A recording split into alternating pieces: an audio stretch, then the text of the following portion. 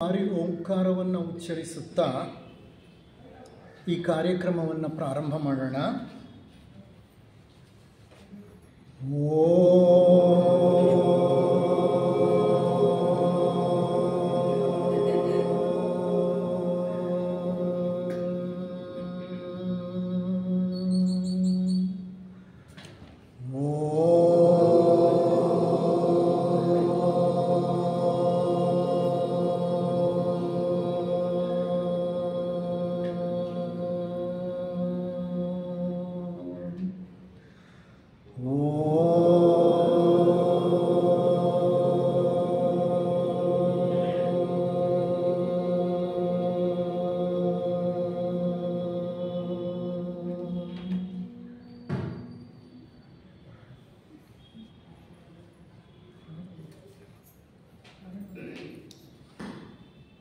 ईश्वरः परमः कृष्ण सच्चिदानन्दविग्रह अनादिरादिर्गोविन्द सर्वकारणकारणं. ಎಲ್ಲ ಕಾರಣಗಳಿಗೂ ಮೂಲ ಕಾರಣಕರ್ತನಾದಂತಹ ಆ ಪರಮಾತ್ಮನಿಗೆ ನಮಸ್ಕರಿಸುತ್ತಾ ಎಲ್ಲ ಜೀವನ್ಮುಕ್ತ ಋಷಿಗಳ ಪಾದಗಳಿಗೆ ಪ್ರಣಾಮಗಳನ್ನು ಸಲ್ಲಿಸುತ್ತಾ ಎಲ್ಲರ ಅಂತರಂಗಗಳಲ್ಲಿ ಅಂತರ್ಯಾಮಿಯಾಗಿ ನೆಲೆಸಿರುವ ಆ ದಿವ್ಯ ಚೈತನ್ಯಕ್ಕೆ ವಂದಿಸುತ್ತಾ, ಸೋದರ ಸೋದರಿಯರೇ, ಆತ್ಮೀಯರೇ, ಇಂದು ಮತ್ತು ನಾಳೆ 2 ದಿನಗಳ ಒಂದು ಭಗವದ್ಗೀತೆಗೆ ಸಂಬಂಧಿಸಿದಂತಹ ಈ ಕಾರ್ಯಕ್ರಮಕ್ಕೆ ಆಹ್ವಾನವನ್ನು ನೀಡಿ ಅವಕಾಶವನ್ನು ಒದಗಿಸಿಕೊಟ್ಟಂತಹ ಥಿಯೋಸಾಫಿಕಲ್ ಸೊಸೈಟಿ ಬೆಂಗಳೂರು ಲಾಡ್ಜ್ನ ಎಲ್ಲ ಪದಾಧಿಕಾರಿಗಳಿಗೆ ನನ್ನ ನಮನಗಳನ್ನು ಅರ್ಪಿಸುತ್ತೇನೆ. ನೆರೆದ ಶ್ರೋತೃವರ್ಗಕ್ಕೂ ನನ್ನ ನಮನಗಳನ್ನು ಅರ್ಪಿಸುತ್ತೇನೆ. ನನ್ನೊಟ್ಟಿಗೆ ಈ ಕಾರ್ಯಕ್ರಮದಲ್ಲಿ ಭಾಗವಹಿಸಲು, ಉಪನ್ಯಾಸಗಳನ್ನು ನೀಡಲು ಹಲವು ಉಪನ್ಯಾಸಕಾರರು ಆಗಮಿಸಿದ್ದಾರೆ ಮತ್ತು ಆಗಮಿಸಲಿದ್ದಾರೆ. ಶ್ರೀಮತಿ ನಾಗವೇಣಿ ಭಾಗವತ್ರವರು ಇಲ್ಲಿದ್ದಾರೆ. ಅವರಿಗೆ ನಾನು ನನ್ನ ವಂದನೆಗಳನ್ನು ಅರ್ಪಿಸುತ್ತೇನೆ. ಮತ್ತು ಡಾಕ್ಟರ್ ಜ್ಯೋತಿ ನಾಗೇಶ್ರವರು ಜೊತೆಗಿದ್ದಾರೆ. ಅವರಿಗೆ ವಂದನೆಗಳನ್ನು ಅರ್ಪಿಸುತ್ತೇನೆ. ಇಂದು ಮಧ್ಯಾಹ್ನ ಸೋದರಿ ಸ್ಮಿತಾರವರು ಆಗಮಿಸಲಿದ್ದಾರೆ. ಅವರು ಭಗವದ್ಗೀತೆ ಬೋಧಿಸುವಂತಹ 26 ಸದ್ಗುಣಗಳ ಬಗ್ಗೆ ಬೆಳಕನ್ನು ಚೆಲ್ಲಲಿದ್ದಾರೆ. ಅವರಿಗೂ ನಾನು ಸ್ವಾಗತವನ್ನು, ವಂದನೆಗಳನ್ನು ಅರ್ಪಿಸುತ್ತೇನೆ. ನಾಳೆಯ ಕಾರ್ಯಕ್ರಮದಲ್ಲಿ ಸೋದರ ಪ್ರದೀಪ್ರವರು ಮತ್ತು ಸೋದರಿ ಮಾಧವಿ ರತ್ನಾಕರಂರವರು ಆಗಮಿಸಲಿದ್ದಾರೆ. ಅವರು ಸಹ ನಿಮ್ಮೊಡನೆ ಭಗವದ್ಗೀತೆಗೆ ಸಂಬಂಧಪಟ್ಟ ಕೆಲವು ವಿಚಾರಗಳನ್ನು ಹಂಚಿಕೊಳ್ತಾ ಇದ್ದಾರೆ. ಅವರಿಗೆ ಸಹ ನಮನಗಳನ್ನು, ಸ್ವಾಗತವನ್ನು ಕೋರ್ತಾ ಇನ್ನು ಈ ಕಾರ್ಯಕ್ರಮವನ್ನು ಪ್ರಾರಂಭ ಮಾಡೋಣ. ಮೊದಲನೆಯ ಒಂದು ಉಪನ್ಯಾಸ ಭಗವದ್ಗೀತೆಯ ಪರಿಚಯ ಮತ್ತು ಮಹತ್ವ. ಭಗವದ್ಗೀತೆಯ ಪರಿಚಯವನ್ನು ನಾನು ಮಾಡಿಕೊಡಲೇಬೇಕಾಗಿಲ್ಲ. ಕಾರಣ ಎಲ್ಲ ಭಾರತೀಯರಿಗೂ ಭಗವದ್ಗೀತೆ ಎನ್ನುವಂತಹ ಗ್ರಂಥದ ಹೆಸರು ಖಂಡಿತವಾಗಿಯೂ ಪರಿಚಿತವಾಗಿರುತ್ತೆ.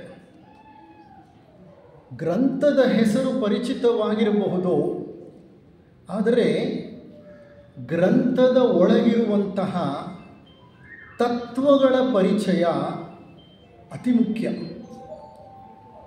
ತತ್ವಗಳನ್ನು ಪರಿಚಯಿಸಲಿಕ್ಕಾಗಿ ಮತ್ತು ಭಗವದ್ಗೀತೆಯ ಬಗ್ಗೆ ಒಂದು ಸಂಕ್ಷಿಪ್ತ ನೋಟವನ್ನು, ವಿವರಣೆಯನ್ನು ನೀಡಲಿಕ್ಕಾಗಿ ಒಂದು ಪೀಠಿಕೆಯನ್ನು ನಿಮಗೆ ಒದಗಿಸಿಕೊಡಲಿಕ್ಕಾಗಿ ಈ ಒಂದು 45 ನಿಮಿಷಗಳ ಉಪನ್ಯಾಸವನ್ನು ಈ ಕಾರ್ಯಕ್ರಮದಲ್ಲಿ ನಾವು ಆಯೋಜಿಸಿಕೊಂಡಿದ್ದೇವೆ. ಭಗವದ್ಗೀತೆ ನಮ್ಮ ವೇದ ಸಾಹಿತ್ಯದಲ್ಲಿ ಒಂದು ಅತಿ ಮುಖ್ಯವಾದಂತಹ ಗ್ರಂಥ. ವೇದ ಸಾಹಿತ್ಯಕ್ಕೆ 3 ಆಕರ ಗ್ರಂಥಗಳಿವೆ. ಆ ಗ್ರಂಥಗಳನ್ನು ಪ್ರಸ್ಥಾನತ್ರಯಗಳು ಅಂತ ಕರೀತಾರೆ. ಪ್ರಸ್ಥಾನತ್ರಯಗಳು, ತ್ರಯ ಅಂದರೆ 3, ಪ್ರಸ್ಥಾನ ಅಂದರೆ ಆಕರ ಅಥವಾ ಮೂಲ. 3 ಮೂಲ ಗ್ರಂಥಗಳಿಂದ ನಮ್ಮ ವೇದ ಸಾಹಿತ್ಯ ಹುಟ್ಟಿ ಬಂದಿದೆ. ಅಂತಹ 3 ಗ್ರಂಥಗಳಲ್ಲಿ ಮೊದಲನೆಯದು ಉಪನಿಷತ್ತುಗಳು. 100ಕ್ಕಿಂತ ಹೆಚ್ಚು ಉಪನಿಷತ್ತುಗಳಿವೆ. ಅದರಲ್ಲಿ ಅತಿ ಮುಖ್ಯವಾದಂಥ ಉಪನಿಷತ್ತುಗಳು ಒಂದು 10. ಈ ಉಪನಿಷತ್ತುಗಳು ನಮ್ಮ ಭಗವದ್ಗೀತೆಗೆ ಮೂಲ. ಉಪನಿಷತ್ತುಗಳ ಸಾರಾಂಶವನ್ನೇ ಶ್ರೀಕೃಷ್ಣ ಪರಮಾತ್ಮ ಕುರುಕ್ಷೇತ್ರ ಯುದ್ಧದಲ್ಲಿ ನಮಗೆ ನೀಡಿದ್ದು ಭಗವದ್ಗೀತೆಯ ರೂಪದಲ್ಲಿ. ಇರಲಿ, ಉಪನಿಷತ್ತುಗಳು ವೇದ ಸಾಹಿತ್ಯಕ್ಕೆ ಮೊದಲನೆಯ ಆಕರವಾದರೆ ಭಗವದ್ಗೀತೆಯು 2ನೆಯ ಆಕರ ಗ್ರಂಥ. 3ನೆಯದು ಬ್ರಹ್ಮಸೂತ್ರಗಳು. ಉಪನಿಷತ್ತುಗಳು, ಭಗವದ್ಗೀತೆ ಮತ್ತು ಬ್ರಹ್ಮಸೂತ್ರಗಳು, ಈ 3 ಗ್ರಂಥಗಳಿಂದ ನಮ್ಮ ವೇದ ಸಾಹಿತ್ಯ ಸಾಕಷ್ಟು ಬೆಳೆದಿದೆ. ಅವೇ ಮೂಲ ಗ್ರಂಥಗಳು. ಭಗವದ್ಗೀತೆ ಸಹ ಪ್ರಸ್ಥಾನತ್ರಯಗಳಲ್ಲಿ ಒಂದು ಗ್ರಂಥ. ನಮ್ಮ ಹಿಂದೂ ಧರ್ಮದ 2 ಅತಿ ಮುಖ್ಯ ಧಾರ್ಮಿಕ ಗ್ರಂಥಗಳು ಯಾವುದು ಅಂತಂದರೆ, ನಾವು ರಾಮಾಯಣ ಮತ್ತು ಮಹಾಭಾರತ ಅಂತ ಹೇಳ್ತೇವೆ. The 2 great epics of Hinduism, Ramayana and Mahabharata. Mahabharata ವೇದವ್ಯಾಸರು ಅಥವಾ ಕೃಷ್ಣ ದ್ವೈಪಾಯನರು ಗಣಪನಿಗೆ ಹೇಳಿದರು, ಡಿಕ್ಟೇಟ್ ಮಾಡಿದರು. ಗಣಪ ಕುಳಿತು ಆ ಮಹಾಭಾರತವನ್ನು ಬರೆದ. ಅದೊಂದು ಅತ್ಯಂತ ಸುಂದರವಾದ, ಉತ್ತಮವಾದ ಧಾರ್ಮಿಕ ಗ್ರಂಥ. ಆಳ ಆಧ್ಯಾತ್ಮಿಕ ತತ್ವಗಳನ್ನು ಒಳಗೊಂಡಿದೆ ಮತ್ತು ನಿಜವಾಗಿಯೂ ನಡೆದಂತಹ ಘಟನೆಗಳನ್ನು ಆಧರಿಸಿ ಮಹಾಭಾರತವನ್ನು ಬರೆಯಲಾಗಿದೆ. ಇಂದಿಗೆ ಸುಮಾರು 5ರಿಂದ 6 ಸಾವಿರ ವರ್ಷಗಳ ಹಿಂದೆ ಉತ್ತರ ಭಾರತದಲ್ಲಿ, ಭರತಖಂಡದಲ್ಲಿ, ಹಸ್ತಿನಾಪುರದಲ್ಲಿ ಜರುಗಿದಂತಹ ಸನ್ನಿವೇಶಗಳೇ ಮಹಾಭಾರತಕ್ಕೆ ಮೂಲ. ವೇದವ್ಯಾಸರು ಬರೆದಂತಹ ಮಹಾಭಾರತದಲ್ಲಿ 18 ಪರ್ವಗಳಿವೆ, 18 ಚಾಪ್ಟರ್ಸ್. ಮೊದಲನೆಯ ಚಾಪ್ಟರ್ ಆದಿಪರ್ವ, ಕೊನೆಯ ಚಾಪ್ಟರ್ ಸ್ವರ್ಗಾರೋಹಣ ಪರ್ವ. ಆದಿಪರ್ವ ಅನ್ನೋದು ಶಂತನು ಮಹಾರಾಜನ ಒಂದು ಪರಿಚಯ ಮತ್ತು ವಿವರಣೆಯಿಂದ ಪ್ರಾರಂಭವಾಗುತ್ತೆ.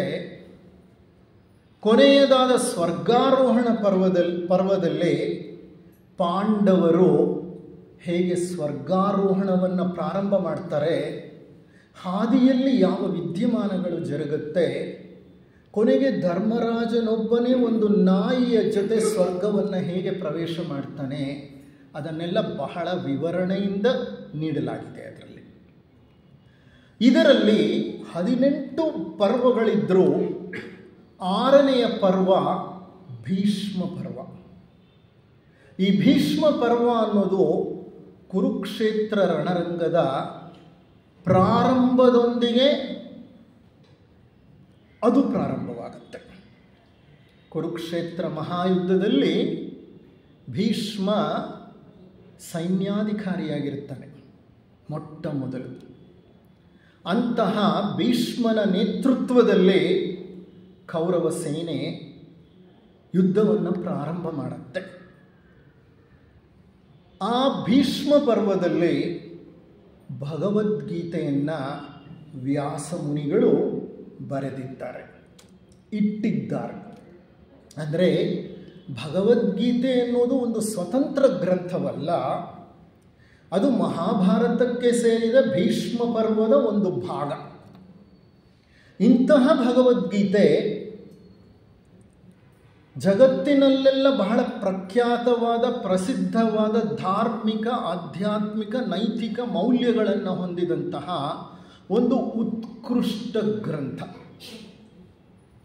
ಪ್ರಖರವಾದ ಜ್ಞಾನವನ್ನು ಅದು ಜಗತ್ತಿಗೆ ನೀಡ್ತಾ ಇದೆ.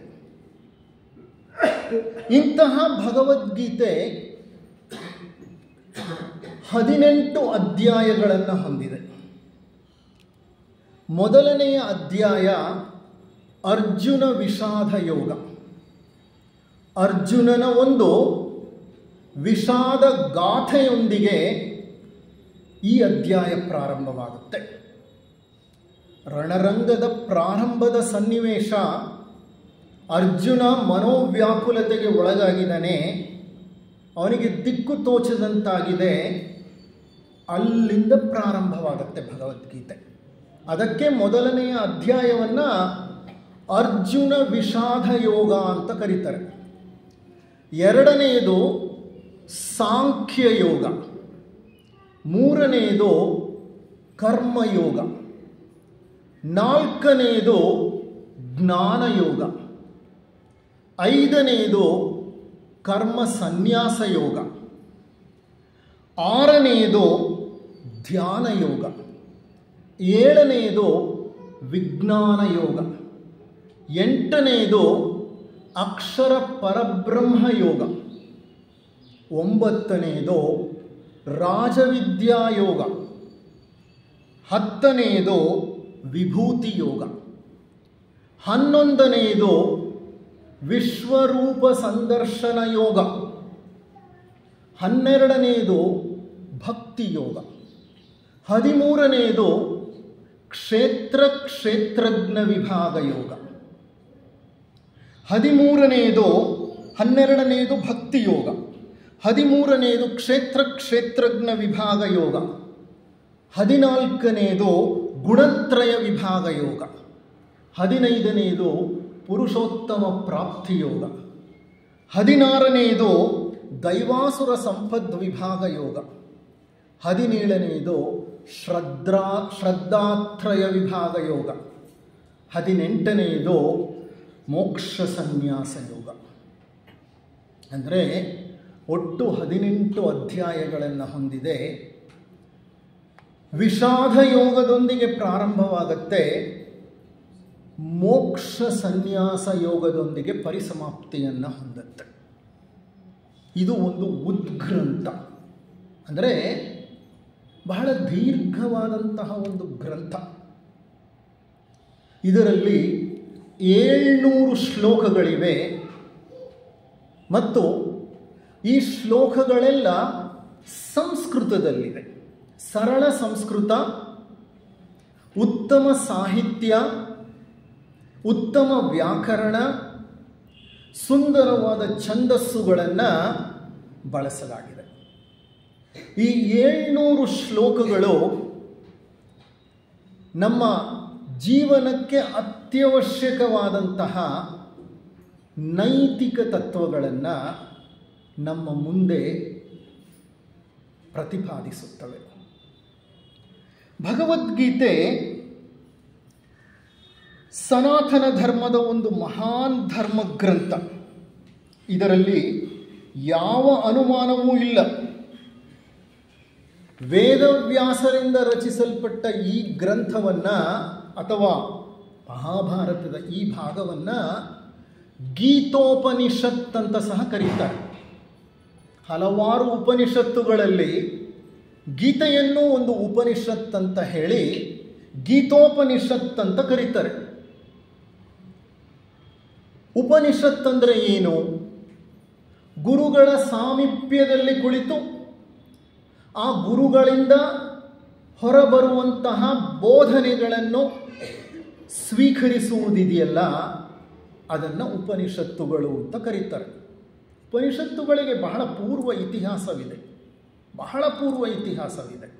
ನೀವು ಕೇಳಿರ್ಬೋದು, ಬೃಹದಾರಣ್ಯಕ ಉಪನಿಷತ್, ಈಶಾವಾಸ್ಯ ಉಪನಿಷತ್, ಕಥೋಪನಿಷತ್, ಮುಂಡಕ ಉಪನಿಷತ್, ಮಾಂಡೂಕ್ಯ ಉಪನಿಷತ್, ಪ್ರಶ್ನೋಪನಿಷತ್, ಇಂಥ ಉಪನಿಷತ್ತುಗಳನ್ನು ಕೇಳಿರ್ಬೋದು. ಇವೆಲ್ಲ ವೇದ ಸಾಹಿತ್ಯಕ್ಕೆ ಅತ್ಯಂತ ಅವಶ್ಯಕವಾದಂತಹ ಮೂಲ ಗ್ರಂಥಗಳು. ಈ ಉಪನಿಷತ್ತುಗಳೆಲ್ಲ ಹುಟ್ಟಿದ್ದು ಅರಣ್ಯಗಳಲ್ಲಿ. ಹಿಂದಿನ ಕಾಲದ ಅರಣ್ಯಗಳು ಹೇಗಿತ್ತು ಅಂತ ನೀವೇ ಕಲ್ಪನೆ ಮಾಡಿಕೊಳ್ಳಿ. ದಟ್ಟವಾದ ಅರಣ್ಯಗಳು, ಕ್ರೂರ ಕಾಡು ಮೃಗಗಳು, ಅವುಗಳ ಮಧ್ಯೆ ಋಷಿ ಮುನಿಗಳು ಕುಟೀರಗಳನ್ನು, ಆಶ್ರಮಗಳನ್ನು ಕಟ್ಟಿಕೊಂಡು ಸಾತ್ವಿಕ ಜೀವನವನ್ನು ನಡೆಸ್ತಾ ನೂರಾರು ಮಕ್ಕಳಿಗೆ ಉಪದೇಶಗಳನ್ನು, ಪಾಠ ಪ್ರವಚನಗಳನ್ನು ನಡೆಸ್ತಾ ಜೀವನವನ್ನು ನಡೆಸ್ತಿದ್ರು. ಗುರುಕುಲಗಳನ್ನು ಹೊಂದಿದ್ರು. ಅಂಥ ಗುರುಕುಲಗಳಲ್ಲಿ ಗುರುಗಳ ಸಾಮೀಪ್ಯ ಕುಳಿತು ಶಿಷ್ಯ ಕಲಿಯುತ್ತಿದ್ದಂತಹ ಬೋಧನೆಗಳೇ ಉಪನಿಷತ್ತುಗಳು. ಅಂತಹ ಉಪನಿಷತ್ತುಗಳಲ್ಲಿ ಗೀತೆಯನ್ನು ಒಂದು ಉಪನಿಷತ್ ಅಂತ ಪರಿಗಣಿಸಿ ಗೀತೋಪನಿಷತ್ ಅಂತ ಕರೀತಾರೆ. ಈ ಭಗವದ್ಗೀತೆಯ ಪ್ರಾರಂಭ ಬಹಳ ಅದ್ಭುತವಾಗಿದೆ, ಸುಂದರವಾಗಿದೆ. ಕುರುಕ್ಷೇತ್ರ ರಣರಂಗ ಇಂದು ನಮ್ಮ ನ್ಯೂ ಡೆಲ್ಲಿ ಅಂತ ಹೇಳ್ತೀವಲ್ಲ, ನವದೆಹಲಿ, ಅಲ್ಲಿಂದ 130 ಕಿಲೋಮೀಟರ್ ಉತ್ತರಕ್ಕೆ ಹೋದರೆ ಕುರುಕ್ಷೇತ್ರ ರಣರಂಗ ಈಗಲೂ ಇದೆ. ಅದಕ್ಕೆ ಫೆನ್ಸ್ ಹಾಕಿ ಇಟ್ಟಿದ್ದಾರೆ. ನಾನು ನೋಡಿದ್ದೀನಿ, I have passed through that place.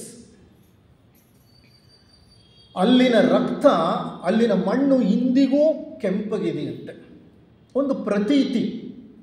ಆ ಮಣ್ಣು ಇಂದಿಗೂ ಕೆಂಪಗಿರಲಿಕ್ಕೆ ಕಾರಣ ಬಹಳಷ್ಟು ರಕ್ತಪಾತವೇ ಅಲ್ಲಿ ಜರುಗಿ ಹೋಯಿತು.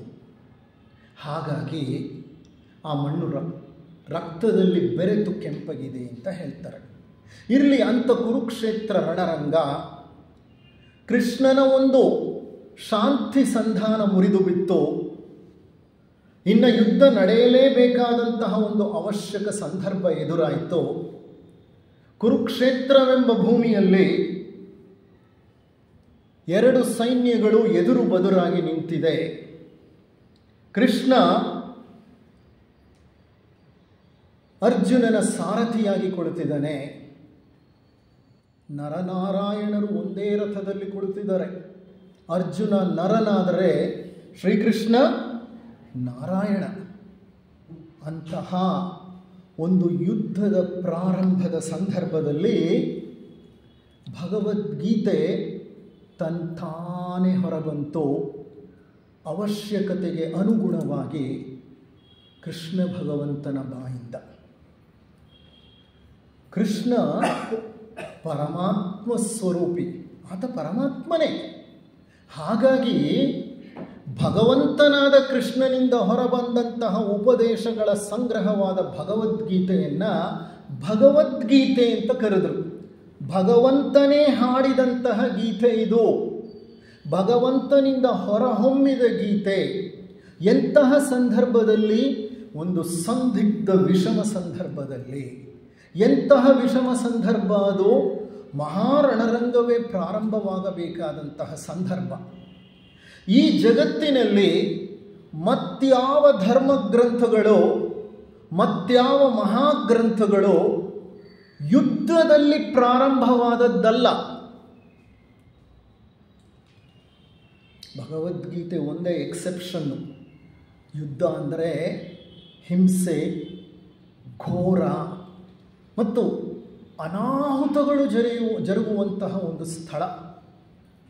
ಅಂಥ ಯುದ್ಧ ಭೂಮಿಯಲ್ಲಿ ಇಂಥ ಅಧ್ಯಾತ್ಮ ಉಪದೇಶಗಳನ್ನು ಭಗವಂತ ನೀಡ್ತಾನೆ ಅಂತಂದರೆ ಅದು ಎಂತಹ ಒಂದು ಅದ್ಭುತವಾದ ದಿಗ್ಭ್ರಮೆಯನ್ನು ಮೂಡಿಸುವ ಸೋಜಿಗದ ಸಂಗತಿ. ನೀವೇ ಊಹಿಸಿ ನೋಡಿ. ಇದು ಒಂದು ಸತ್ಸಂಗ, ಈಗ ಜರುಗ್ತಾ ಇರೋದು. ಈ ಸತ್ಸಂಗದಲ್ಲಿ ನಮ್ಮ ಪ್ರಜ್ಞೆ ಏನಾಗಬೇಕು? ಹಂತ ಹಂತವಾಗಿ ಮೇಲೇರಬೇಕು. ಮೇಲೇರ್ತಾ ಈ ಸತ್ಸಂಗದಲ್ಲಿ ಭಾಗವಹಿಸ್ತಾ ನಮ್ಮ ವ್ಯಕ್ತಿ ಪ್ರಜ್ಞೆಯನ್ನು ಬಿಟ್ಟು ವಿಶ್ವಪ್ರಜ್ಞೆಯಲ್ಲಿ ನಾವು ಬೆರೆತು ಹೋಗಬೇಕು. ಅದು ಸಾಧ್ಯ ಆಗೋದು ಯಾವಾಗ ಅಂದರೆ, ನಾವು ಗಂಭೀರವಾಗಿ ಸತ್ಸಂಗದಲ್ಲಿ ಪಾಲ್ಗೊಂಡಾಗ. ಲೌಕಿಕವನ್ನೆಲ್ಲ ಬದಿಗಿಡಿ. ಲೌಕಿಕದಲ್ಲಿ ದಿನ ಇರ್ತೇವೆ ನಾವು, ಅಪರೂಪವಾಗಿ ಇಂಥ ಸತ್ಸಂಗಗಳಲ್ಲಿ ಭಾಗವಹಿಸ್ತೇವೆ. ಈ ಕೊಠಡಿ ಒಳಗೆ ಬರ್ತಾ ಇದ್ದ ಹಾಗೆ ಲೌಕಿಕ ಹೊರಗೆ ಹೊರಟೋಗ್ಬೇಕು. ಹೇಗೆ ನಾವು ಮನೆ ಒಳಗೆ ಬರೋಕ್ಕೆ ಮೊದಲು ಚಪ್ಪಲಿನ ಹೊರಗೆ ಬಿಟ್ಟು ಬರ್ತೀವೋ, ಹಾಗೆ ಸತ್ಸಂಗಕ್ಕೆ ಬಂದಾಗ ಬಾಗಿಲ ಹೊರಗೆ ಲೌಕಿಕ ಬಿಟ್ಟು ಬಿಡಬೇಕು. ದಯವಿಟ್ಟು ನಿಮ್ಮ ಮೊಬೈಲ್ಗಳ ಸ್ವಿಚ್ ಆಫ್ ಮಾಡಿ, ಡಿಸ್ಟರ್ಬ್ ಮಾಡಬೇಡಿ. ಎಲ್ಲರಿಗೂ ಪ್ರಜ್ಞೆ ಏಕಾಗ್ರವಾಗಬೇಕು. ಧಾರಣವನ್ನು ತಲುಪಿ ಧ್ಯಾನಕ್ಕೆ ಇಳಿದು ಬಿಡಬೇಕು. ಆಬ್ಜೆಕ್ಟ್ ಸಬ್ಜೆಕ್ಟ್ ಅನ್ನುವಂತಹ ದ್ವಂದ್ವ ಹೊರಟು ಹೋಗಬೇಕು. ಆಬ್ಜೆಕ್ಟ್ ಆ್ಯಂಡ್ ಸಬ್ಜೆಕ್ಟ್ ಎರಡು ಇಂಟಿಗ್ರೇಟ್ ಆಗಿಬಿಡಬೇಕು. ದ್ವಂದ್ವಾತೀತ ಸ್ಥಿತಿಯನ್ನು ನಮ್ಮ ಪ್ರಜ್ಞೆ ತಲುಪಬೇಕು. ನಾನು ಹೇಳ್ತಾ ಇರುವಂಥ ವಿಚಾರ ಯಾವುದು ಅಂದರೆ, ರಣರಂಗದಲ್ಲಿ ಅಧ್ಯಾತ್ಮ ಸುಧೆಯನ್ನೇ ಹರಿಸಿಬಿಟ್ಟ ಶ್ರೀಕೃಷ್ಣ ಪರಮಾತ್ಮ. ಅದು ಅತ್ಯವಶ್ಯಕವಾಗಿತ್ತು ಆ ಹಂತದಲ್ಲಿ. ಇಂಥ ಭಗವದ್ಗೀತೆಯ ಗ್ರಂಥವನ್ನು ಬರೀ ಭಾರತೀಯರೆಲ್ಲ ಮೆಚ್ಚಿಕೊಳ್ಳೋದು. ಪಾಶ್ಚಿಮಾತ್ಯ ತತ್ವಶಾಸ್ತ್ರಜ್ಞರು, ಪಾಶ್ಚಿಮಾತ್ಯ ಧಾರ್ಮಿಕ ನಾಯಕರು, ಪಾಶ್ಚಿಮಾತ್ಯ ವಿಜ್ಞಾನಿಗಳು, ಚಿಂತಕರು, ದಾರ್ಶನಿಕರು ಭಗವದ್ಗೀತೆಯ ಒಂದು ನೈತಿಕ, ಆಧ್ಯಾತ್ಮಿಕ, ಧಾರ್ಮಿಕ ಸೌಂದರ್ಯವನ್ನು ಕೊಂಡಾಡಿದ್ದಾರೆ. ಶೋಪೆನ್ ಹವರ್ ಅನ್ನುವಂತಹ ಒಬ್ಬ ಮಹಾನ್ ತತ್ವಶಾಸ್ತ್ರಜ್ಞನಿದ್ದ.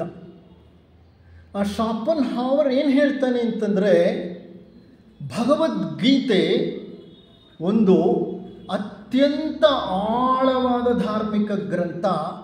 ಇದರಿಂದ ನಾನು ಸಾಕಷ್ಟು ಪ್ರಯೋಜನವನ್ನು ಹೊಂದಿದ್ದೇನೆ. ಯಾವುದೋ ಪಾಶ್ಚಿಮಾತ್ಯ ದೇಶದ ದಾರ್ಶನಿಕನಾದ ಶೋಪೆನ್ ಹವರ್ ಭಗವದ್ಗೀತೆಯನ್ನು ಕೊಂಡಾಡಿ, ನಾನು ಗೀತೆಯಿಂದ ಪ್ರಭಾವಿತನಾಗಿದ್ದೇನೆ, ನನ್ನ ಜೀವನ ಸಾಕಷ್ಟು ಪರಿವರ್ತನೆ ಹೊಂದಿದೆ ಅಂತ ಹೇಳೋದಾದರೆ, ಭಾರತೀಯರೇ ಆಗಿ ಭರತ ಖಂಡದಲ್ಲೇ ಹುಟ್ಟಿದ ನಾವು ಈ ಭಗವದ್ಗೀತೆಯನ್ನು ಎಷ್ಟರ ಮಟ್ಟಿಗೆ ಉಪಯೋಗಿಸಿಕೊಂಡಿದ್ದೇವೆ, ಎಷ್ಟರ ಮಟ್ಟಿಗೆ ನಮ್ಮ ಜೀವನವನ್ನು ಪರಿವರ್ತಿಸಿಕೊಂಡಿದ್ದೇವೆ. ಈ 2 ದಿನಗಳ ಶಿಬಿರದ ಅಂತ್ಯದಲ್ಲಿ ನಿಮಗೆ ನೀವೇ ಕೇಳಿಕೊಳ್ಳಬೇಕಾದ ಪ್ರಶ್ನೆ ಇದು. 2 ದಿನ ಭಗವದ್ಗೀತೆಯ ಈ ಪ್ರವಚನಗಳನ್ನು, ಸತ್ಸಂಗಗಳನ್ನು ನಾನು ಕೇಳಿದ್ದೇನೆ. ನನ್ನಲ್ಲಿನ ಬದಲಾವಣೆ ಏನು? ಇನ್ನು ಮುಂದೆ ನನ್ನ ಜೀವನ ಹೇಗಿರಬೇಕು? ಈ ಪ್ರಶ್ನೆಯನ್ನು ಹೊತ್ತು ನೀವು ಹಿಂತಿರುಗಬೇಕು. That is the message for carrying back home. ನಿಮ್ಮ ಮನೆಗೆ ಹಿಂತಿರುಗಿ ನಡೆದು ಹೋಗುವಾಗ ಈ ಪ್ರಶ್ನೆ ನಿಮ್ಮ ಮನಸ್ಸಿನಲ್ಲಿ ಏಳಬೇಕು, ನಾನೆಷ್ಟು ಬದಲಾಗಬೇಕು ಅಂತ. ಇರಲಿ, ಭಗವದ್ಗೀತೆ ಅಂತಹ ಆಳವಾದ ಸಾಹಿತ್ಯವನ್ನು ಹೊಂದಿದೆ. ಈ ಪವಿತ್ರವಾದ ಗ್ರಂಥವನ್ನು ವ್ಯಾಸ ಮಹಾಮುನಿ ಬರೆಯುವಾಗ ಯೋಗಶಾಸ್ತ್ರವನ್ನು ನಮ್ಮ ಮುಂದೆ ನೀಡ್ತಾನೆ. ಶ್ರೀಕೃಷ್ಣನಿಂದ ಹೊರಬಂದಂತಹ ಮಾತುಗಳೇ ಅವು. ಇರಲಿ, ವ್ಯಾಸ ಎಲ್ಲ ಯೋಗಗಳ ಕುರಿತು ಮಾತನಾಡ್ತಾನೆ, ಎಲ್ಲ ಧರ್ಮಗಳ ಕುರಿತು ಮಾತನಾಡ್ತಾನೆ. ಧರ್ಮ ಅಂದರೆ ಮತ ಅಲ್ಲ, ನಾನು ಮಾತನಾಡ್ತಿರೋದು ಧರ್ಮ. ಧರ್ಮ ಅನ್ನೋ ಒಂದು ಪದಕ್ಕೆ ಸಮಾನಾರ್ಥಕ ಇಂಗ್ಲಿಷ್ ಪದವೇ ಇಲ್ಲ. ಆಂಗ್ಲ ಭಾಷೆಯಲ್ಲಿ ಧರ್ಮವನ್ನು ರೈಟಿಯಸ್ನೆಸ್ ಅಂತ ಕರೀತಾರೆ. ಆದರೆ ಅದು ಬಹಳ ಕೆಳಮಟ್ಟದ ಪದ. ಧರ್ಮ ಯಾವುದು ಧರಿಸುತ್ತದೆಯೋ ಅದು ಧರ್ಮ. Whatever sustains the life is called as dharma. Whatever sustains, whatever maintains is called as dharma. ಅಂತಹ ಧರ್ಮ ಸೂಕ್ಷ್ಮತೆಯ ವಿವರವನ್ನು ನಮ್ಮ ಮುಂದೆ ಇಡ್ತಾನೆ ವ್ಯಾಸ ಮಹಾಮುನಿ. ಜೊತೆಗೆ ಆತ ಹಲವಾರು ಯೋಗಗಳ ಪರಿಚಯವನ್ನು ಮಾಡಿಕೊಡ್ತಾನೆ. ವ್ಯಾಸನಿಗೆ ತಿಳಿದಿಲ್ಲದೆ ಇರುವ ವಿಷಯವೇ ಇಲ್ಲವೇನೋ ಅಂತ ಅನಿಸುತ್ತೆ. ಕಾರಣ ವ್ಯಾಸ ಪ್ರತಿಯೊಂದನ್ನು ಯೋಗವನ್ನಾಗೆ ಕಾಣ್ತಾನೆ. ಯೋಗ ಅಂದರೆ ಏನು? ಯಾವುದು ಎಲ್ಲರನ್ನೂ ಒಟ್ಟುಗೂಡಿಸುತ್ತದೆಯೋ, ಎಲ್ಲವನ್ನೂ ಒಟ್ಟುಗೂಡಿಸುತ್ತದೆಯೋ, ಎಲ್ಲವನ್ನೂ ಐಕ್ಯಗೊಳಿಸುತ್ತದೆಯೋ ಅದೇ ಯೋಗ. ಇದು ಸಿಂಪಲ್ ಆದಂತಹ ಅರ್ಥ. ನೋಡಿ, ನಮ್ಮ ತ್ರಿಕರಣಗಳನ್ನೇ ತಗೊಳ್ಳೋಣ. ಸ್ಥೂಲ ಶರೀರ, ಸೂಕ್ಷ್ಮ ಶರೀರ, ಕಾರಣ ಶರೀರ. ಸ್ಥೂಲ ಶರೀರ ಹೊರಗೆ ಕಾಣ್ತಿರೋದು, ಸೂಕ್ಷ್ಮ ಶರೀರ ನಮ್ಮ ಮನಸ್ಸು, ಕಾರಣ ಶರೀರ ಮನಸ್ಸಿಗೆ ಅತೀತವಾಗಿರುವಂತಹ ಒಂದು ಸೂಕ್ಷ್ಮ ದೇಹ. ಈ ಮೂರು ಸಾಮಾನ್ಯವಾಗಿ ಏನಾಗಿರುತ್ತೆ ಅಂದರೆ ಒಂದು ಇನ್ನೊಂದಕ್ಕೆ ಸೇರಿಕೊಂಡಿರೋದಿಲ್ಲ. ಶರೀರ ಏನೋ ಮಾಡ್ತಾ ಇರುತ್ತೆ, ಮನಸ್ಸು ಮತ್ತೇನೋ ಯೋಚನೆ ಮಾಡ್ತಾ ಇರುತ್ತೆ, ಕಾರಣ ಶರೀರ ಮತ್ತೆಲ್ಲೋ ಮೌನವಾಗಿರುತ್ತೆ. ಅದು ತನ್ನ ಪಾಡಿಗೆ ತಾನಿದ್ದು ಬಿಡುತ್ತೆ. ಕಾರಣ ಶರೀರ ಮೌನ ಪಕ್ಷಿ. ಅದು ಮುಂಡಕ ಉಪನಿಷತ್ ಹೇಳುತ್ತೆ, ಒಂದೇ ವೃಕ್ಷದ ಒಂದೇ ಕೊಂಬೆಯ ಮೇಲೆ ಎರಡು ಪಕ್ಷಿಗಳು ಕುಳಿತಿವೆ. ಒಂದು ಪಕ್ಷಿ ಸುಮ್ಮನೆ ಕುಳಿತು ನೋಡ್ತಿದೆ, ಇನ್ನೊಂದು ಪಕ್ಷಿ ಸುತ್ತಲೂ ಗಲಾಟೆ ಮಾಡ್ತಾ ಇದೆ. ಏನು ಮಾಡ್ತಿದೆ ಅದು? ಅಲ್ಲೇ ಬೆಳೆದಂಥ ಕಾಯಿ, ಪೀಚು, ಹಣ್ಣು, ಚಿಗುರು, ಎಲೆಗಳು ಇವನ್ನೆಲ್ಲ ತಿಂದು ತಿಂದು ತಿಂದು ಗಲಾಟೆ ಎಬ್ಬಿಸ್ತಾ ಇದೆ. ಒಂದೇ ವೃಕ್ಷದ ಒಂದೇ ಮರದ ಮೇಲೆ ಎರಡು ಪಕ್ಷಿಗಳು. ಇದರ ಅರ್ಥ ಏನಂದರೆ, ಒಂದೇ ಶರೀರದಲ್ಲಿ ಎರಡು ಪಕ್ಷಿಗಳಿವೆ.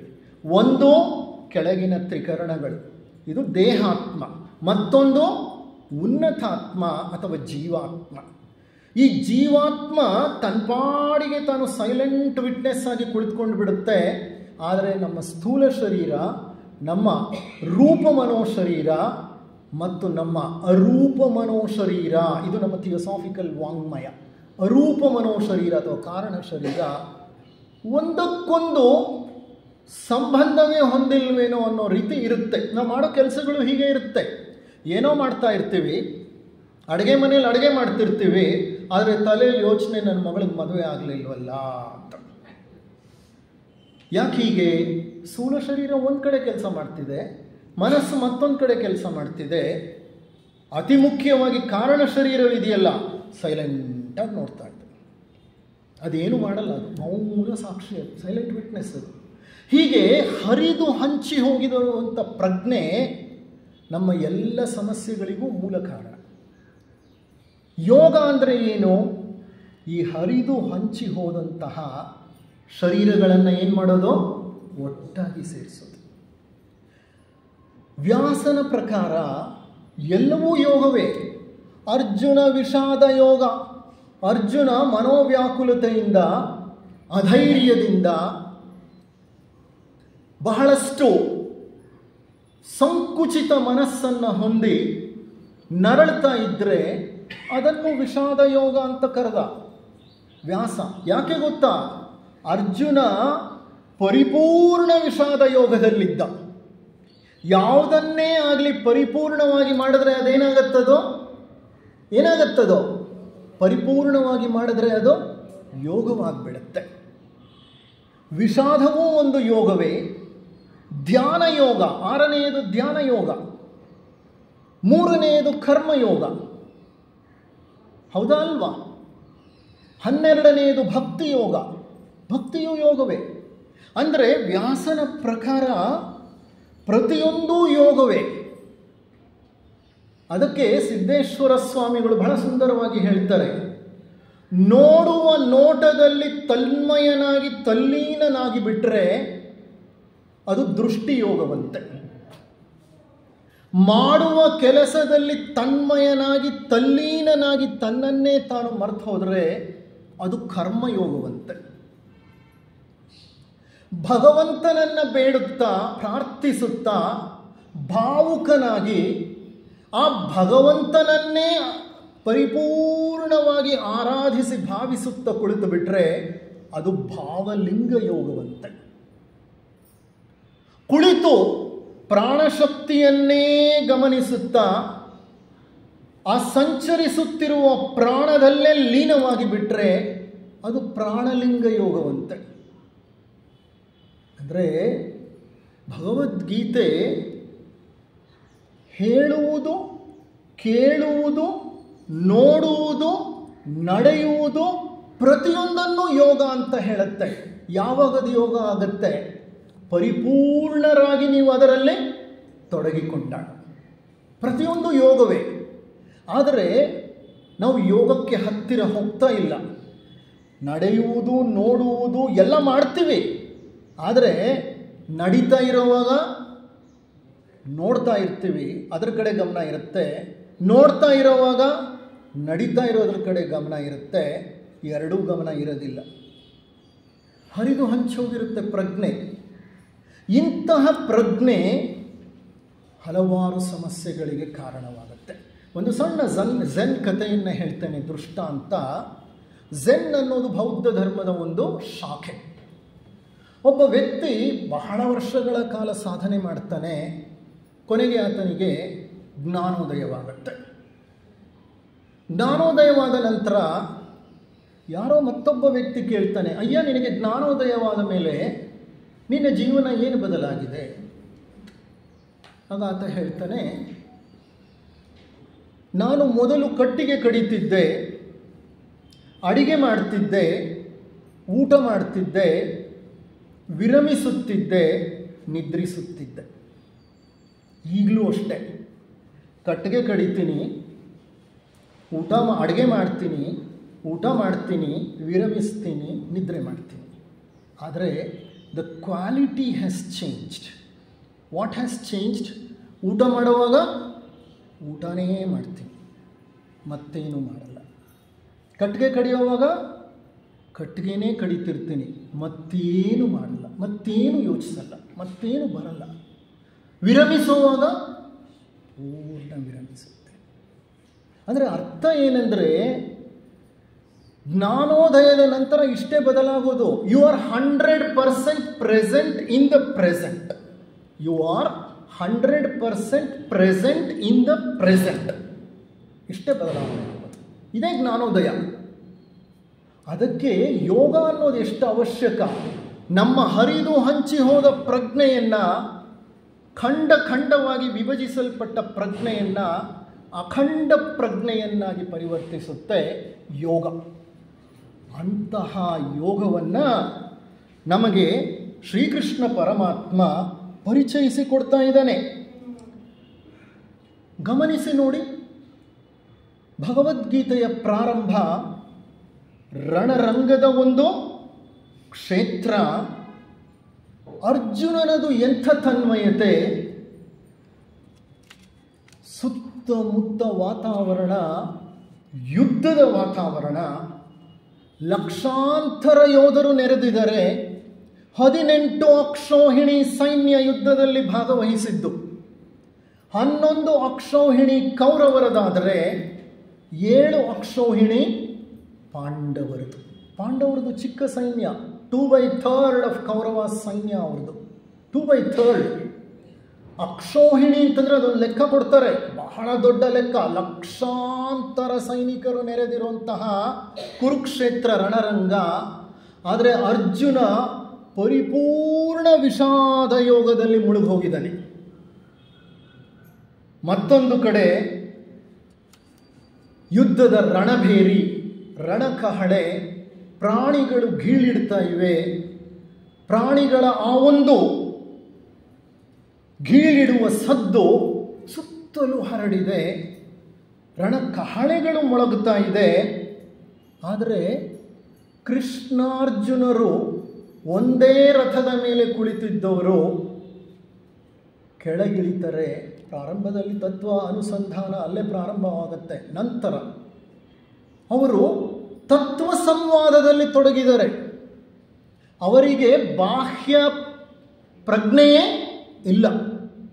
ಅವ್ರು ಏನು ಮಾಡ್ತಿದ್ದಾರೆ ಅದರಲ್ಲಿ ಪರಿಪೂರ್ಣವಾಗಿ ತೊಡಗಿಸಿಕೊಂಡು ಬಿಟ್ಟಿದ್ದಾರೆ. ಪ್ರಾರಂಭವೇ ಯೋಗ. ಎಂತಹ ಮಹಾನ್ ಯೋಗ ಅದು! ಕೃಷ್ಣ ತತ್ವ ಸಂದೇಶವನ್ನು ನೀಡ್ತಾ ಇದ್ದಾನೆ, ಅರ್ಜುನ ಅದನ್ನು ತದೇಕ ಚಿತ್ತದಿಂದ ಆಲಿಸ್ತಿದ್ದಾನೆ. ಆತ ಅಲ್ಲಲ್ಲಿ ಕೃಷ್ಣ ಪರಮಾತ್ಮನಿಗೆ ಪ್ರಶ್ನೆಗಳನ್ನು ಕೇಳ್ತಾನೆ, ಅನುಮಾನಗಳನ್ನು ಮುಂದಿಡ್ತಾನೆ ಮತ್ತು ಆ ಸಂವಾದದಲ್ಲಿ ಪರಿಪೂರ್ಣವಾಗಿ ಲೀನರಾಗಿ ಬಿಟ್ಟಿದ್ದಾರೆ. ಇಂತಹ ಒಂದು ಬಹಳ ಸುಂದರವಾದಂತಹ ಸನ್ನಿವೇಶದಿಂದ ಭಗವದ್ಗೀತೆ ಪ್ರಾರಂಭವಾಗುತ್ತೆ. ಕೃಷ್ಣ ಪರಮಾತ್ಮ ಸಾರಥಿಯಾಗಿದ್ದಾನೆ. ಅರ್ಜುನ ಹೇಳ್ತಾನೆ, ಈ ರಥವನ್ನು 2 ಸೈನ್ಯಗಳ ಮಧ್ಯೆ ತೆಗೆದುಕೊಂಡು ಹೋಗು, ನಿಲ್ಲಿಸು ಕೃಷ್ಣ ಪರಮಾತ್ಮ ಅಂತ ಬೇಡ್ಕೋತಾನೆ. ಕೃಷ್ಣ ಕರ್ಕೊಂಡು ಹೋಗಿ ರಥವನ್ನು ಅಲ್ಲಿ ನಿಲ್ಲಿಸ್ತಾನೆ. ಅರ್ಜುನ ತಲೆ ಎತ್ತಿ ದಿಟ್ಟಿಸಿ ನೋಡ್ತಾನೆ. ಆ ಕೌರವರ ಸೈನ್ಯ ಮಹಾನ್ ಸಾಗರದಂತಹ ಸೈನ್ಯ. ತನ್ನನ್ನು ಸಾಕಿ ಸಲುಹಿಸಿದ ಭೀಷ್ಮ ಪಿತಾಮಹ, ತನಗೆ ವಿದ್ಯೆ ಬುದ್ಧಿ ಧನುರ್ವಿದ್ಯೆಯನ್ನು ಕಲಿಸಿಕೊಟ್ಟಂತಹ ದ್ರೋಣ ಕೃಪಾಚಾರ್ಯರು, ಆತನ ಸಹೋದರರೇ ಆದಂತಹ 100 ಜನ ಕೌರವರು ಮತ್ತು ತನ್ನ ಸೋದರ ಮಾವಂದಿರಾದಂತಹ ಮಾದ್ರ ದೇಶದ ರಾಜ ಮದ್ರ ಮಹಾರಾಜ, ಗಾಂಧಾರ ದೇಶದ ರಾಜ ಶಕುನಿ, ಜೊತೆಗೆ ತನಗೆ ಪರಿಚಿತರಾಗಿರುವ ಹಲವಾರು ವ್ಯಕ್ತಿಗಳು, ತನ್ನ ಮಕ್ಕಳು, ಮೊಮ್ಮಕ್ಕಳು, ಸ್ನೇಹಿತರು, ಬಂಧುಗಳು, ಬಾಂಧವರು, ಇವರನ್ನೆಲ್ಲ ಕೊಂದು ನಾನು ಈ ಯುದ್ಧದಲ್ಲಿ ಗಳಿಸುವುದಾದರೂ ಏನು? ಇಂತಹ ಹಿಂಸಾತ್ಮಕ ಕಾರ್ಯಕ್ಕೆ ನಾನು ಮುಂದಾಗಬೇಕಾ? ಇದು ನೈತಿಕವಾಗಿ ಸರಿಯಾ? ಆ ಪ್ರಶ್ನೆ ಬರುತ್ತೆ. A moral question pops up in front of him. What is a moral question? ಇಷ್ಟು ಹಿಂಸೆಯ ಮಧ್ಯೆ ನಾನು ಈ ರಾಜ್ಯ ಸಿರಿಯನ್ನು, ಈ ರಾಜ್ಯ ಸಂಪತ್ತನ್ನು ಅನುಭವಿಸುವುದು ಸರಿಯೇ? ಧರ್ಮವೇ? ನೀತಿಯೇ? ಇದಕ್ಕೆ ನೈತಿಕ ನೆಲೆಗಟ್ಟು ಇದೆಯಾ? ನನಗೆ ಯಾಕೋ ಅನುಮಾನವಾಗ್ತಾ ಇದೆ. ಇವರನ್ನೆಲ್ಲ ಕೊಂದು ರಾಜ್ಯವನ್ನು ಅನುಭವಿಸುವ ಬದಲು ಎಲ್ಲವನ್ನೂ ತ್ಯಜಿಸಿ ನಾನು ಭಿಕ್ಷುಕನಾಗಿ ಬಿಡ್ತೀನಿ ಅಂತ ಶ್ರೀಕೃಷ್ಣನಿಗೆ ಹೇಳ್ತಾನೆ. ಶ್ರೀಕೃಷ್ಣನಿಗೆ ಅರ್ಜುನನ ಒಂದು ಪರಿಸ್ಥಿತಿ ಅರ್ಥ ಆಗ್ತಿದೆ. ಕಾರಣ, ಅರ್ಜುನ ಅವನ ಶರೀರ ಕಂಪಿಸುತ್ತಿದೆ, ಅವನ ಮೈ ಬೆವರುತ್ತಿದೆ, ಕೈಕಾಲುಗಳು ನಡುಗುತ್ತಾ ಇದೆ, ಹಿಡಿದಂತಹ ಗಾಂಧೀವ ಕೆಳಗೆ ಬೀಳ್ತಾ ಇದೆ, ಅವನ ಬಾಯಿ ಒಣಗಿ ಹೋಗಿದೆ, ಅವನು ಬಹಳ ಮಟ್ಟಿಗೆ ಚಿಂತಾಕ್ರಾಂತನಾಗಿ ಬಿಟ್ಟಿದ್ದಾನೆ. ಆದರೆ ಕೃಷ್ಣ ಪರಮಾತ್ಮ ಎಲ್ಲವನ್ನು ಗಮನಿಸ್ತಾ ಸುಮ್ಮನೆ ಇದ್ದ. ಕಾರಣ ಏನು ಅಂತ, ಪರಮಾತ್ಮ ನಮ್ಮ ಆತ್ಮನೇ ನಮ್ಮನ್ನು ನಾವೇನೇನು ಮಾಡಿದ್ರೂ ಸುಮ್ಮನೆ ನೋಡ್ತಾ ಇರುತ್ತೆ. ಅದಕ್ಕೆ ಹೇಳಿದ್ದೀಗ ಮೌನ ಸಾಕ್ಷಿ. ಹೇಳಿದ್ನ ಇಲ್ವ? ಈಗ ನಮ್ಮ ಮುಂಡಕ ಉಪನಿಷತ್ನಲ್ಲಿ ಏನು ಬರುತ್ತೆ? ಮೌನವಾಗಿರುತ್ತೆ ಆತ್ಮ, ಜೀವಾತ್ಮ. ಆದರೆ ದೇಹಾತ್ಮ ಏನು ಮಾಡ್ತಿರುತ್ತೆ? ವಿಪರೀತ ಗಲಾಟೆ ಮಾಡ್ತಿರುತ್ತೆ. ಅರ್ಜುನ ದೇಹಾತ್ಮ, ಶ್ರೀಕೃಷ್ಣ ಜೀವಾತ್ಮ ಅಂತ ಇಟ್ಕೊಳ್ಳೋಣ. ಆದರೆ ಆತ ಪರಮಾತ್ಮ ಇರಲಿ. ಅದು ಅಂದರೆ ಉನ್ನತಾತ್ಮ. ಕೃಷ್ಣನ ಈ ಎಲ್ಲ ಚಡಪಡಿಕೆಯನ್ನು ಗಮನಿಸ್ತಾ ಸುಮ್ಮನೆ ಕುಳಿತುಕೊಂಡಿದ್ದ ಶ್ರೀಕೃಷ್ಣ ಪರಮಾತ್ಮ ಒಂದು ಹಂತದವರೆಗೆ ಮೌನವಾಗಿದ್ದ. ತದೇಕ ಚಿತ್ತದಿಂದ ಅರ್ಜುನ ಹೇಳೋ ಮಾತುಗಳನ್ನು ಕೇಳಿಸ್ಕೊಳ್ತಾ ಇದ್ದ.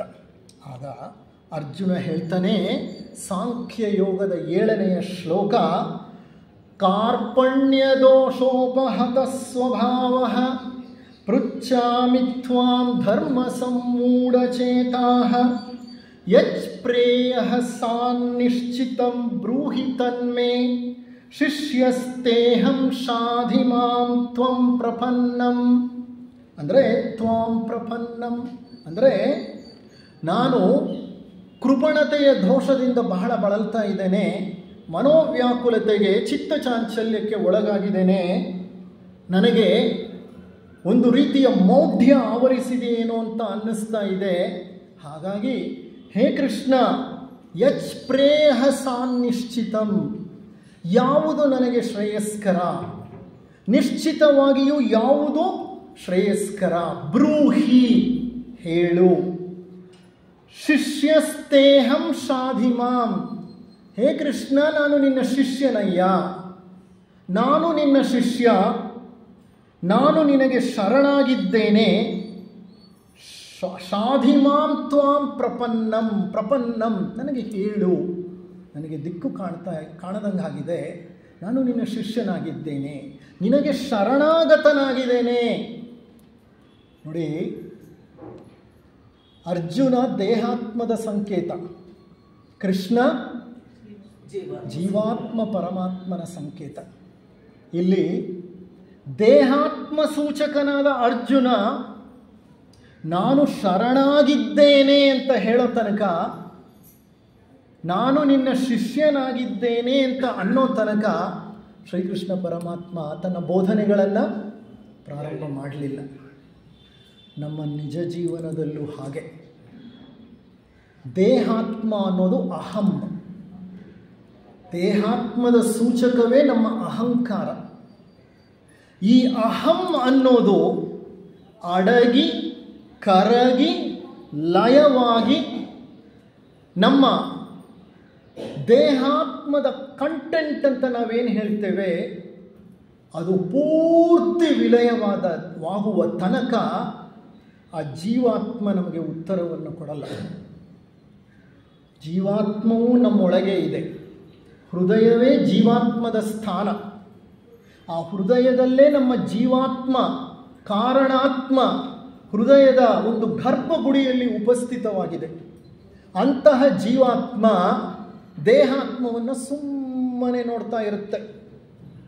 ಅರ್ಜುನನನ್ನು ಸುಮ್ಮನೆ ನೋಡ್ತಾ ಇದ್ದ, ನೀನು ಏನೇನು ಮಾಡ್ತೀಯೋ ಮಾಡು ಎಲ್ಲ ಅಂತ. ಕೊನೆಗೆ ಅರ್ಜುನ ಏನು ಮಾಡ್ದ? ಏನು ತೋಚದ ಹಾಗೆ ಆದಾಗ ಶರಣಾಗಿ ಬಿಟ್ಟ. ಇದು ನಮ್ಮ ಪ್ರತಿಯೊಬ್ಬರ ಜೀವನದಲ್ಲೂ ನಡೆಯುತ್ತೆ. ನಾವು ಹುಟ್ಟುತ್ತಾ ಏನನ್ನು ಹೊತ್ಕೊಂಡು ಬಂದಿರಲ್ಲ, ಆದರೆ ಬೆಳೀತಾ ಬೆಳೀತಾ ಏನು ಮಾಡ್ತೀವಿ?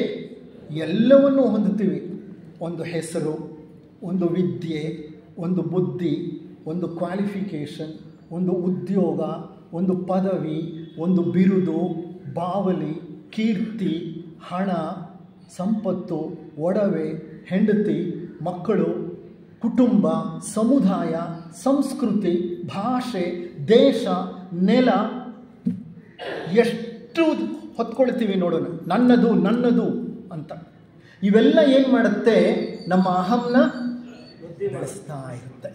ಯಾವಾಗ ಅಹಂ ಕರಗೋದೋ, ಇಂಥ ವಿಷಮ ಪರಿಸ್ಥಿತಿಗಳನ್ನು ಜೀವನದಲ್ಲಿ ಎದುರಿಸಿದಾಗ, ಕಷ್ಟ ಕಾರ್ಪಣ್ಯಗಳಿಗೆ ಒಳಗಾದಾಗ, ಅನಿಶ್ಚಿತ ವಿದ್ಯಮಾನಗಳು ಜರುಗಿ ಹೋದಾಗ ಮನುಷ್ಯ ಏನಾಗ್ಬಿಡ್ತಾನೆ? ಬದಲಾಗಿ ಬಿಡ್ತಾನೆ.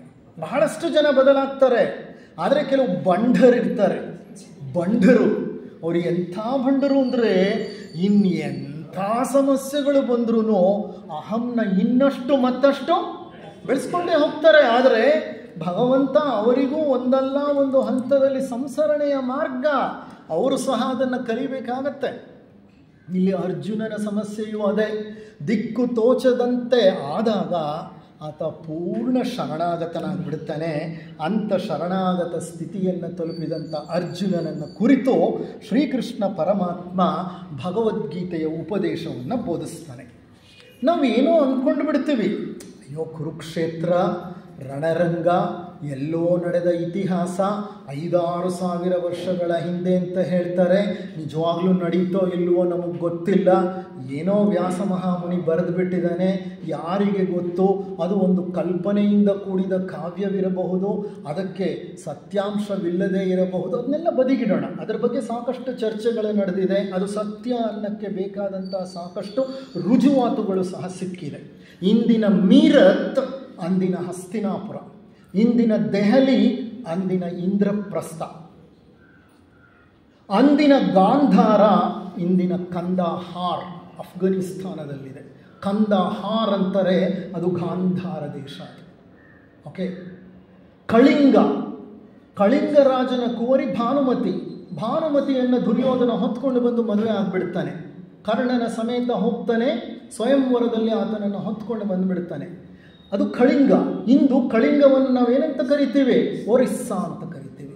ಅಂದರೆ ಪ್ರತಿಯೊಂದು ಸ್ಥಳಕ್ಕೂ ರುಜುವಾತುಗಳಿವೆ. ಅಂತಹ ಮಹಾಭಾರತವನ್ನಾಗಲಿ ಭಗವದ್ಗೀತೆಯನ್ನಾಗಲಿ ಅನುಮಾನದಿಂದ ನೋಡುವಂತಹ ಅವಶ್ಯಕತೆ ಏನೂ ಇಲ್ಲ. ಸಾಕಷ್ಟು ರುಜುವಾತುಗಳು ಸಿಕ್ಕಿದೆ. ಆದರೆ ಆಗಾಗ ಚರ್ಚೆಗಳು ನಡೀತಾ ಇರುತ್ತೆ. ಇರಲಿ, ಅದು ಬೇರೆ, ಇಟ್ಸ್ ಎ ಡಿಫ್ರೆಂಟ್ ಏರಿಯಾ.